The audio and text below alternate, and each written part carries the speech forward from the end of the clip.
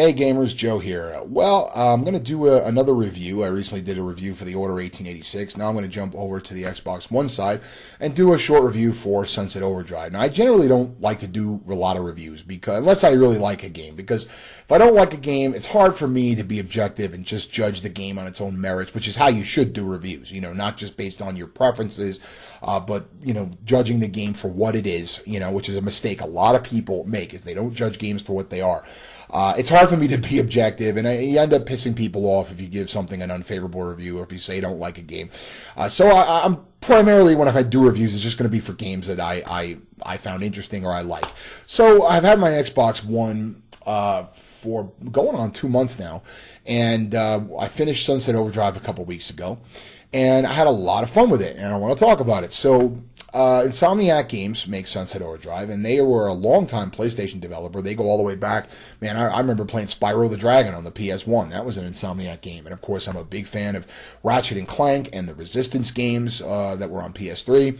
So, yeah, Insomniac's been around. And I remember when I first heard they were doing an exclusive game for the Xbox One, I was a little surprised. I wasn't bothered by it. It's a new IP. That's fine.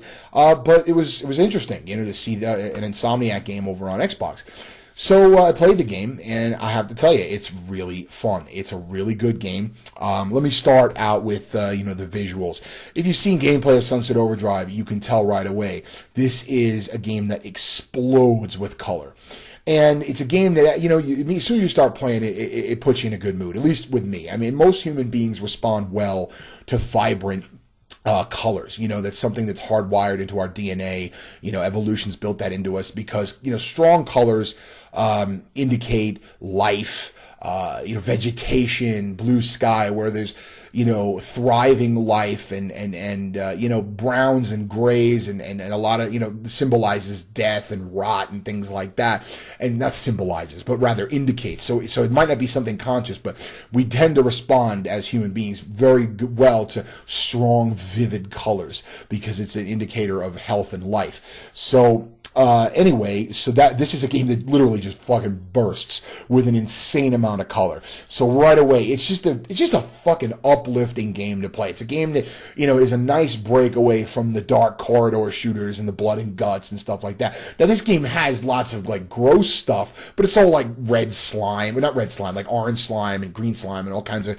weird colored, gory shit that's not realistic or anything. It has a cartoony look, which I think serves the game well. Now, as far as gameplay, stuff like that, it borrows from a lot of other games, and that's not a bad thing. It's a little bit Saints Row, definitely a lot Ratchet and Clank, a little bit of Infamous, a little bit of Sly Cooper. It's a mishmash of a lot of games. There's a lot of even nods to those games, you'd have to pay attention to pick up on them, but they're there.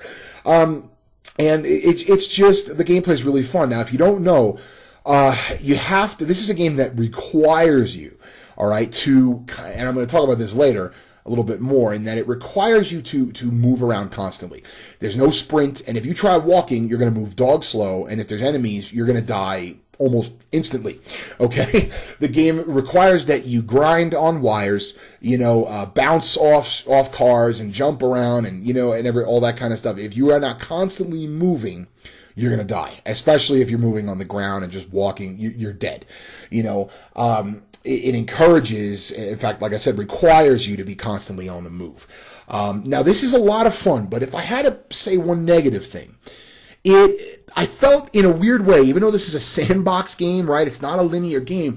For a sandbox game, I felt somewhat restricted. I know this is going to sound like a contradiction, but because you really can't play any other way. The game doesn't really let you develop your own way of playing it or your, find your own play style. No, if you are not moving, grinding, and bouncing, you're going to die. That's all there is to it. You know what I'm saying? It's the only way to get from place to place. I mean, there's a fast travel option in certain cases. You can't fast travel anywhere, but there are certain spots on the map the certain hubs that you can fast travel to if you want to get closer to your objective without just going there. But if you have to grind, you have to be on the wires or the rails and all that kind of stuff. So in a weird way, while I think it's one of the game's strengths, in a weird way, it's almost one of the game's weaknesses too. And that there was sometimes I just kind of wanted to be on the ground a little bit and just get in there with the monsters, and you can't really do that. You have to stay on the wires. The game has a fun character creator, very Saints Row, Dead Rising 3. Like the character you're seeing in the photo that I'm using for this video, you don't have to have your character look like that. My character was big, with giant shoulders, with a big poofy, like, green haircut, with a red goatee, and, like, tennis shorts and shit. There's a lot, you could have a lot of fun with the character creator. The story in Sunset Overdrive is not much of a story. It's a comedic game. I mean, basically, it's like this evil corporation, or this corporation put out these energy drinks that turn people into mutants, but there's really not much of a story there. The story's paper thin, but you don't play this game for the story. You play it just for the over-the-top gameplay, the goofy dialogue, stuff like that. It is really, really fun. That's why you play. The story, yeah, not much. There's a lot of pop culture references to Breaking Bad, Game of Thrones, Walking Dead, it's definitely a self-conscious game. There's a lot of breaking the fourth wall moments, where characters talk to the screen, stuff like that. I mean, the end of the game, without really this really doesn't give anything away. It's not spoilers. The end of the game, the credits start rolling, and I'm going, really, that's it? And then the credits stop, and your character's like, wait a minute, we can't end the game that way. NeoGaf will crucify us, or something like that. And then there's another boss fight. A boss fight that was a little bit annoying, I might add. But nonetheless, like, the game's very self-referential, very self-conscious, and it's very funny. This game had me laughing a number of times, which is Insomniac's way, except for the Resistance games, which really weren't funny. Those were more serious. Ratchet and Clank, is filled with self-referential humor and a lot. I mean, I remember the first time I played Tools of Destruction on the PS3. One of the characters whose name I forget, who was in Going Commando and Up Your Arsenal, when he saw Ratchet, said, "Oh, sorry, I didn't recognize you in high def." So Insomniac's always done jokes like that. There's a joke in Sunset Overdrive where there's like this kind of redneck guy that's threatening you with a gun, and your character says, I got guns too, and your weapon wheel, the weapon wheel that you pull up throughout the game, shows up on the screen, like, look, here's my guns. And he's like, yeah, but how do you know how to use them? He's like, I'm an American. It's very funny. It's very funny. I mean, like I said, this game had me laughing in a number of spots. It's just a fucking fun game to play.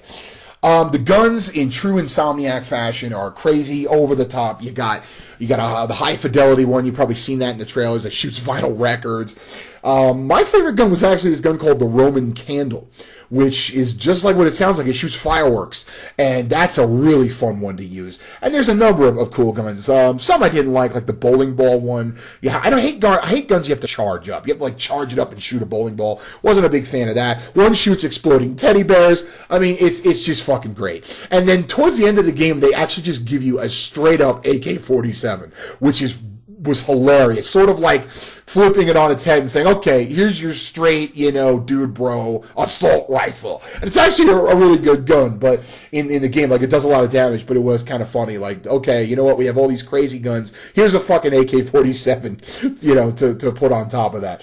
So, yeah, again, the sense of humor permeates all aspects of this game. Now, another couple of complaints, though, or one of them is that there's a number of point defense parts of this game, meaning where you have to hold down an area, and you don't just have to survive. That wouldn't bother me so much. You have to keep the monsters off these vats of overcharge or whatever the drink is, and if they destroy them, you fail the mission, you got to start over. That's kind of annoying. I hate shit like that. Like if you're too far away from the vat, like especially because you're grinding on the wires, and I would get too far away from the thing that they're trying to destroy, and it would just get annoying. You have to set up traps and stuff. The traps are really cool, but I don't know. They did that too much in the game. I wouldn't mind if I just needed to survive the attack, but there's a lot of like I said, you got to protect the thing. Or there was one mission where you got to protect these LARPers. That's another. I'm not going to get into that. You play the game, you'll see. But you have to. It's essentially an escort thing where you've got to keep them alive. Kind of annoying. Didn't break the game in any way, but I didn't love that. One big complaint I have to make is that there's a mission in the game, without any spoilers, that involves a train. There is a glitch, a nasty glitch in the game, and as far as I know, it is still there because it was there a few weeks ago, and I had downloaded the latest update, and I looked this up online, and a lot of people have complained about this on forums. There is a glitch that if you fail this particular mission, right, it goes to the screen that says, okay, press A to retry. Normally when you do that, it just puts you at the most recent checkpoint and you go from there. Well, I did that and it would just cycle me back to the screen that says you failed, hit retry. So I hit it again and basically you just caught in an endless cycle of that screen. What you have to do is quit the game, go back in, and it puts you like fucking 15 minutes back in the game. And that pissed me off. So, they need to fix that. And the game came out in October, and it still hasn't been fixed as far as I know.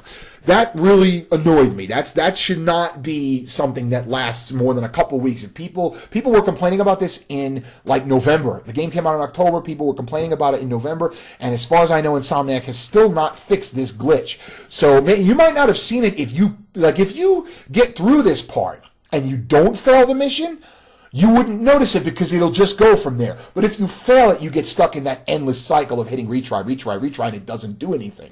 So, I got to dock a point off that, man. But overall, Sunset Overdrive is a lot of fun. I think I beat the game because I didn't do a whole lot of side missions. There really weren't any side missions. I think I beat it in like 10 hours. One other minor gripe is that the upgrade system, right? There are these things called amps that you can upgrade.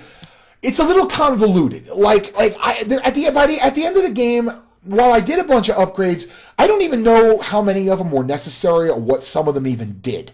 You know what I'm saying? And it just seemed I didn't know when to apply these amps or when I could even unlock them.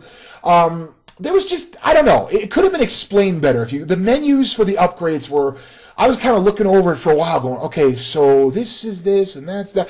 It wasn't super intuitive. Again, not a big deal. So what is my score for Sunset Overdrive? Overall, while it's got some flaws, the game's not perfect, but it is a lot of fun. A rock solid 8 out of 10 is what I would give it. If you own an Xbox One, definitely get Sunset Overdrive. A lot of fun. Especially if you're a fan of like Insomniac games or Sucker Punch or like the Sly Cooper games, things like that. The only thing I'll say, one other thing that's sad about this is that this game did not sell well. Okay, it came out in October, and as far as I know, I don't even think it's cracked 800,000 units. Now, there may be digital sales that you've got to factor in and whatnot, but I don't even think this game is going to crack 1 million units within the next several months. If it does, it'll just barely do that. I think it's safe to say that Sunset Overdrive did not meet sales expectations, which is sad, man. A lot of Xbox fans on this website hyped up this game and were celebrating it, yet it seems like the Xbox fan base as a whole, right, most Xbox owners didn't buy this friggin' game. So, like I said, what is there, like 12 million Xbox Ones, and this game hasn't even cracked 1 million. That's kind of sad, that's all. I would hope it would have sold at least 1.5 million, So that's it. Sunset Overdrive is a good game, but go out and support it, man. Support the game. That's it. All right, bye-bye.